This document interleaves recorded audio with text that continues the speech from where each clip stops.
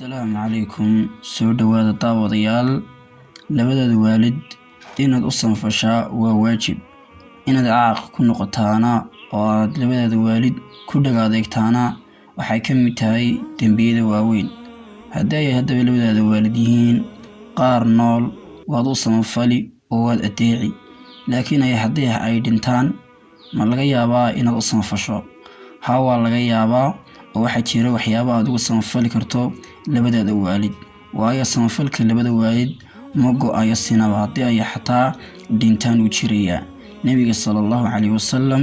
waxa uu yiri qofka ibni aadamka ahi markuu dhinto amalkiisu go'a marka laga reebo saddex arin ayaa u soconaya koo waxa weeyaan sadaqa jaariya masaajid haduu dhiso ama u geed beero sadaqa jaariya baa la yiraahdaa oo markasta masaajidkaasi lagu cibaadeysto ama geedka la harsado ama midhiisa la goosto uu gaarayaa qofkii khayrkaasi ajarkaasi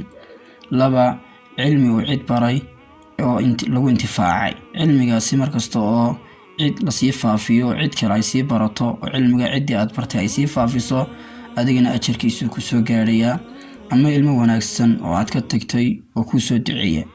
ajarkiisu ku soo gaaraya ama ducadaasi ku soo gaaraysa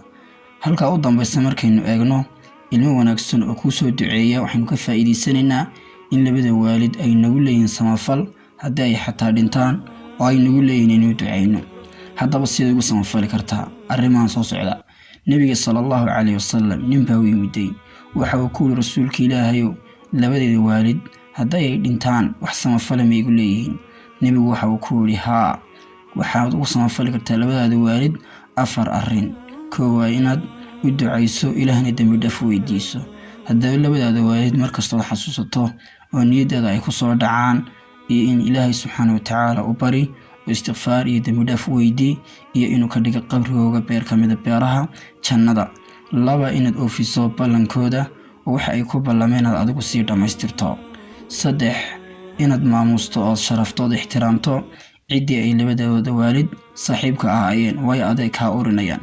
afar inaad xiriirso qaraabadii xagga waalidka kaga soo dhawaatay ama xagga aabo ama xagga hooyo waayo waa qaraabo aabo ama hooyo xagga kaga soo dhawaaday adigana qaraabay ku yihiin xiriiri si ay waalidka kugu xasuustaan hadii hadaba afartan arin aad fahantay labada waalid lagu samafalayo xagga hoose commentiga inagu soo qora. Assalamu alaykum wa rahmatullahi wa barakatuh.